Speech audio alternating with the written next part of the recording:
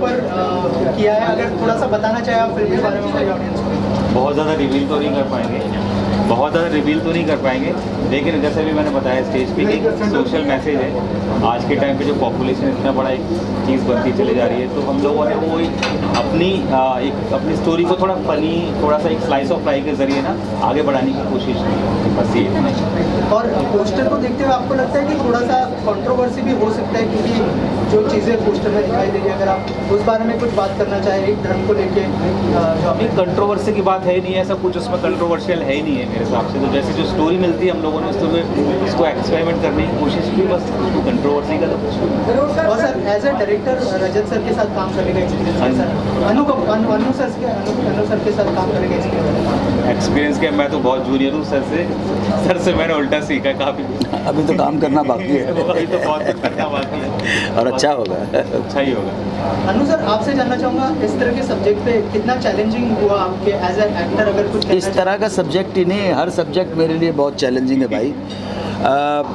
काम को अगर आप गंभीरता से समझेंगे, कैजुअली नहीं लेंगे किसी भी चीज़ को, तो वो बड़े नसीब वाले लोग होते हैं जो जिनको कैजुअली काम सब कुछ ठीक ठाक हो जाता है। हमें तो एक एक पैसे के लिए बहुत कड़ी मेहनत करनी पड़ी है। एक एक रोल के ऊपर बहुत ज़्यादा वर्कआउट करना पड़ा है, बहुत ज़्यादा कंसंट्रेट करना पड़ा है। तो कोई भी फिल्म हो, अभी कमल चंद्रा की फिल्म है, अगले साल ये दूसरी कोई फिल्म बनाएंगे, वो ऑफ़र करेंगे नहीं करेंगे, मैं तो हर फिल्म के लिए बहुत मेहनत करता हूँ।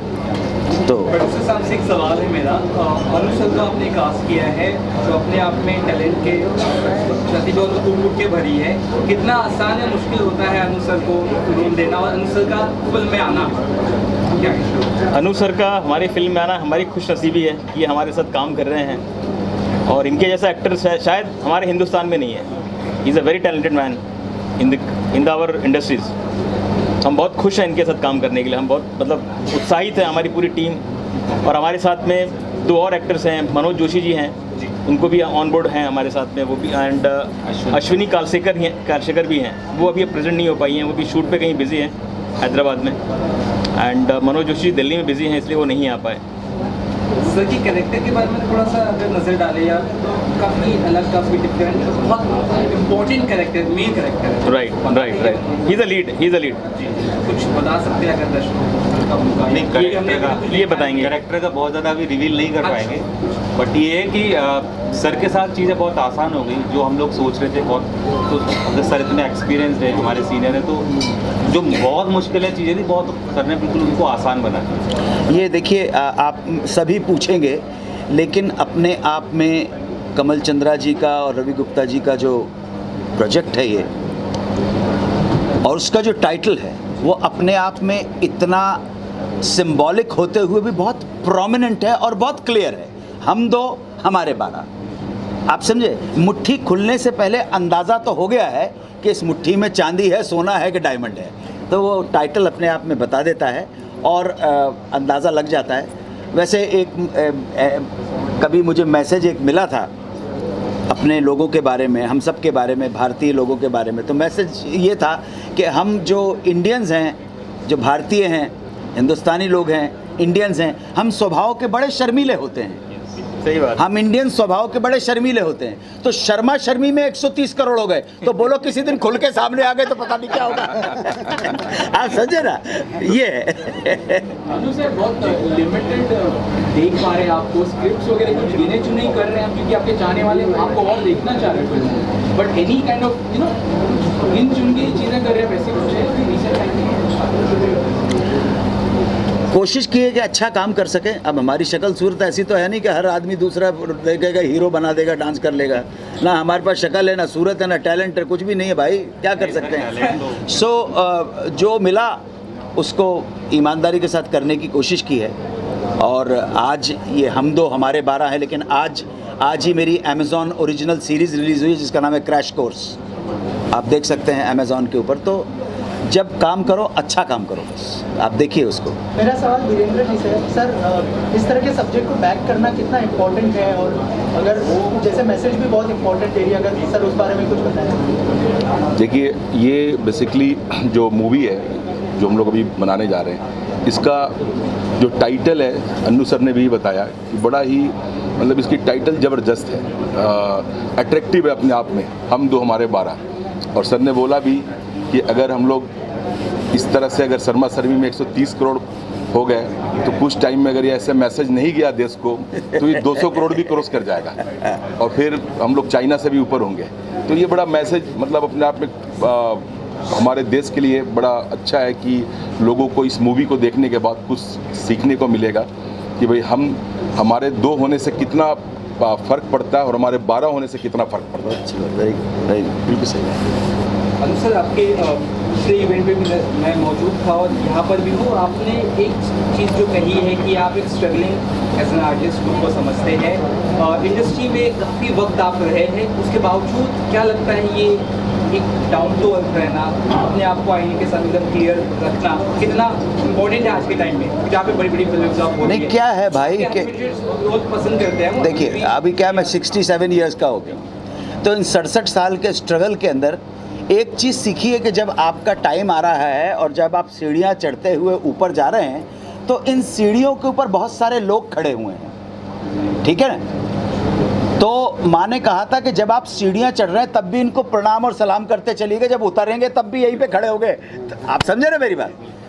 जो आदमी आपके सामने बहुत सारी मिसालें मौजूद हैं कि एक व्यक्ति, हम जब लंबी इनिंग की बात करते हैं तो सबसे ज़्यादा लंबी इनिंग हमारी फिल्म इंडस्ट्री में अगर किसी ने खेली है, सारी फील्ड को इंक्लूड कर रहा हूँ, तो वो खेली है जिसका जो अभी चली गई 6 फरवरी को, जिनका नाम था लता मंगेशकर। सबसे लंबी इनिंग उन्होंने खेली है, राज किया है लंबी इनिंग अपने, लेकिन उसके बावजूद उन्होंने कभी उस सफलता को अपने सर पे नहीं चढ़ने दिया। आप समझे? नॉर्मल।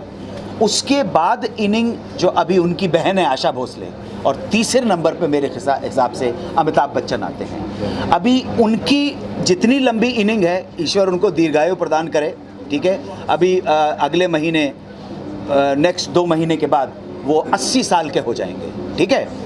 बहुत लंबी इनिंग है। 1969 से स्टार्ट हुई थी, 73 से अगर मानूंगा मैं तो अगले साल कितने साल हो जाएंगे? बहुत लंबी इनिंग, बहुत पन्नी। आप सोचिए 80 साल की इनिंग। हाँ, तो लंबी, आप तीनों का कैरेक्टरिस्टिक देखेंगे ना, सफलता मिली, तारीफ मिली, इधर से इधर चली गई, थैंक यू वेरी मच। तो वही ठीक रहता है। बाकी तो बहुत सारे लोगों को देखा जिनको अभी इन 40 सालों के अंदर न जाने कितने आए हीरो चले गए, न जाने कितनी हीरोइन आई चली गई, न जाने कितने आएंगे और जाएंगे, चले जाएंगे, लेकिन जिसके अंदर अपना पोटेंशियल है और जो हर संभाव से, मतलब अपनी सक्सेस के टाइम पर, अपने फ्लॉप होने के टाइम पर चीज़ों को कूलली लेता है, उसके चांसेस ब्राइट हो जाते हैं आगे बढ़ने के। कमल जी, आपसे एक सवाल है, डायरेक्टर बहुत कमल जी हैं, वो पैसे वाले हैं, ये डायरेक्टर बहुत मेहनत कर रही है किसी भी स्क्रिप्ट पे काम करने के लिए, पूरी टीम को चलाने के लिए, प्रोडक्शन ऑन एवरीथिंग, एडिट से लेकर सब कुछ। लेकिन कुछ ऐसी चीज़ें भी हुई थी आपके जीवन में, पिछले फिल्में ऐसी भी रही है, तो कितनी कुछ मेहनत जब कुछ ऐसा हो जाता है कि स्क्रिप्ट चली गई कहाँ पे, मैं डायरेक्टली नाम लेना चाहूँगा, बाला मूवी है, इसके बाद यहाँ पे अरे पुराने घड़े मुर्दे क्यों फाड़ रहे हो? नहीं, मैं क्यों पूछ रहा हूँ इसके लिए, क्योंकि एक मेहनत बहुत लगती है डायरेक्टर की, हर चीज़ की, स्क्रिप्ट पूरी टीम की। अभी उसके बाद मैं डिस्टर्ब कर रहा हूँ आपको, उसके पहले अभी इन्होंने हमारे साथ एक और फिल्म किया, हमने बूंदी रहता, जिसका हमने यहीं पे प्रेस कॉन्फ्रेंस करवाया था और अभी अगले महीने हम उसको रिलीज़ कर रहे हैं। उसमें हमने रवि किशन जी हैं, उसमें हिमांशु कोहली है, सोनाली सहगल है, शिल्पा शिंदे है, राजेश शर्मा जी हैं, एंड और भी काफ़ी, और कौन थे इसमें? अपने अलका अमीन है, राजेश शर्मा और गोपाल दत्त है, नीरज सूद जी हैं। अच्छी फिल्म बनी है वो। तो अगले महीने आप लोग, हम लॉन्च कर रहे हैं उसको, रिलीज़ कर रहे हैं OTT पे, तो आप लोग से और रियल देखना है उसको। और रियल कॉमेडी है, रियल कॉमेडी फिल्म है, प्लस उसके अंदर में हम एक बाप बेटे का क्या रिलेशन होता है वो हमने उसको दिखाया है, वो भी हमारी स्लाइस होता है। और हमारे डायरेक्टर काफ़ी टैलेंटेड हैं, इसलिए हमने इनको सेकंड टाइम मौका दिया हम लोग। फिर हमारी यूनिट काम कर रहे हैं, जो ये Newtech media entertainment Radhika ji film है, ये सेकंड मूवी बना रही है, और एक थर्ड भी हम लोग बायोपिक बड़ा जल्दी बनाने जा रहे हैं, वो भी बड़ी अच्छी डिफरेंट स्टोरी पे मूवी है वो भी, और वो भी सस्पेंस है। आप लोगों को फिर से इनवाइट किया जाएगा और वो एक सस्पेंस को हटाया जाएगा। कमल जी इधर टैलेंटेड हैं, तभी हमने इनको मौका दिया, और थर्ड मूवी में भी बड़ा जल्दी मौका देने वाले हैं। और भी अभी एल्बम भी शूट करके आए इन्होंने, बड़ा अच्छा, 1-2 एल्बम और भी बड़ा अच्छा शूट किया इन्होंने, तो अच्छे डायरेक्टर हैं। मैं बता देता हूँ बाला फिल्म का क्या स्टेटस है। अभी मेरा केस है हाई कोर्ट में ही है, ठीक है, और अभी लॉकडाउन की वजह से सब कुछ हो गया था, फिर से शुरू हो रहा है, तो इतनी जल्दी हार मानने वाला नहीं हूँ, पहुँचूँगा आगे। क्या बात है, बस ज़्यादा कुछ नहीं। मेरा एक सवाल आपसे, एज एन एक्टर कितना डिफिकल्ट हो जाता है जब भी मूवी रिलीज होती है, उससे पहले सोशल मीडिया में काफ़ी ज़्यादा हैशटैग निकलते हैं, हैशटैग बॉयकॉट। हाल ही में हैशटैग बॉयकॉट लाल सिंह चड्ढा की भी निकली है। अगर आपकी मूवी की ऐसी हैशटैग निकली तो कितना एज एन एक्टर कितना डिफिकल्ट हो जाता है वो टाइम के लिए? I know nothing about bloody hashtag और I don't know anything about it, बस I know one thing, that for the past 11 days I have been busy doing PR for my Amazon original series called Crash Course, जो आज ही release हुई है। उसके कमाल के reviews हैं, तो उसमें ही मैं बिज़ी था। मेरा काम है, मेरे प्रोड्यूसर ने मुझे पैसे इसलिए दिए हैं, डायरेक्टर ने भरोसा किया है, आपको काम है आप प्रमोट कर दीजिए जी। हमारा काम है प्रमोट का। वो हैशटैग है कि हैश है कि टैग है क्या, मेरे को पता नहीं। I don't know, I am not bothered about it, I am too boring a person to be bothered about. Sir, how would you react on hashtag लाल सिंह चड्ढा जो What is that? Aamir Khan की मूवी आने वाली है? I don't watch movies. I don't watch movies. I don't know. No comments in other movie. नहीं, no comments नहीं। मैं movie नहीं देखता ना, आपकी ना पढ़ाई, बात खत्म। मुझे तो पता भी नहीं है कौन है भाई, मुझे सचमुच पता नहीं है, तो मैं क्या बता पाऊंगा कि वो कौन है भाई। I have no idea. Sir इसके अलावा अभी मेरे कलीग ने पूछा था कि काफ़ी चूजी, हाँ नहीं पूछे, आप सवाल बिंदास होकर पूछे। काफ़ी चूजी सब्जेक्ट आप चूज कर रहे हैं, कोई भी स्क्रिप्ट चुनने से पहले क्या खास बात देखते हैं अगर उस बारे में? उस जो स्क्रिप्ट जिस प्रेमाइस की है, क्या राइटर ने और डायरेक्टर ने उस प्रेमाइस को, उस स्टोरी को जस्टिफाई किया है, नंबर 1। दूसरी बात, वो जो कैरेक्टर मुझे ऑफर किया जा रहा है उसकी कैरेक्टर स्कीम, एक कैरेक्टर स्कीम एक टर्मिनोलॉजी है जो ज़्यादातर लोग समझते नहीं हैं यहाँ पर। कैरेक्टर स्कीम जो है वो डिवाइस है कि वो कैरेक्टर उस फिल्म में, उस प्रोजेक्ट में किस वजह से है और कितना इम्पॉर्टेंट है। कभी कभी क्या होता है, लेंथ होने के बावजूद भी वो लूज कैरेक्टर हो जाता है, कभी कभी ऐसा होता है पावरफुल कैरेक्टर हो जाता है।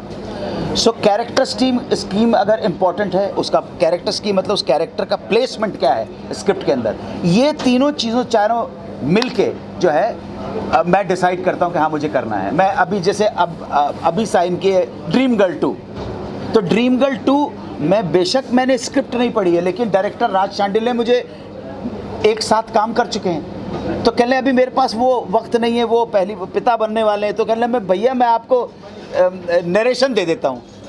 तो he gave me narration 1.5 hour, record तोड़ दिया। मैं तो 15 मिनट से ज़्यादा सुनता नहीं हूँ, लेकिन विश्वास होता है।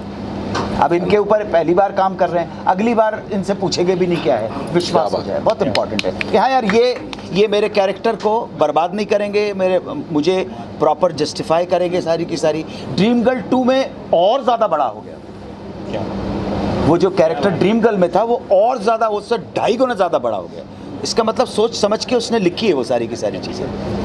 इन चीज़ों को ध्यान में रख के ही मेरे जैसे व्यक्ति एक्सेप्ट करते हैं या रिजेक्ट करते हैं। मैं रिजेक्ट करने में बड़ा मास्टर हूँ। अरे भाई कंट्रोवर्सी मत बोलो इतना, कुछ भी कंट्रोवर्शियल नहीं है। पॉपुलेशन के लिए बात है भाई, जिस तरीके से पॉपुलेशन बढ़ रही है तो चाइना को छोड़ देंगे, इसलिए बोले कंट्रोवर्शियल नहीं है। नहीं, आप मुझे बताओ आप क्या कंट्रोवर्सी क्या चाह रहे हैं?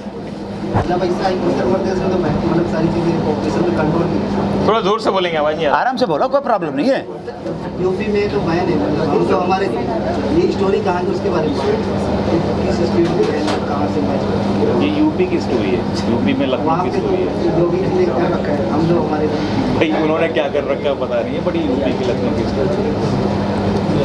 देखिए, अब आपके सवाल का मैं जवाब देता हूँ। इधर उधर की बात ना घुमा के, एक डायरेक्टर के पास एक सब्जेक्ट आता है, एक राइटर सब्जेक्ट को लेके आता है, एक आइडिया को लेके आता है। डायरेक्टर और राइटर के बीच में एक परफेक्ट कोऑर्डिनेशन होता है कि हम कहना क्या चाहते हैं, वो इम्पॉर्टेंट है, कहना क्या चाहते हैं। अगर आप इसका हिस्टोरिकल रेलेवेंस देखेंगे, वहाँ बैन है, वहाँ बैन नहीं है, ये वो नहीं है सब्जेक्ट।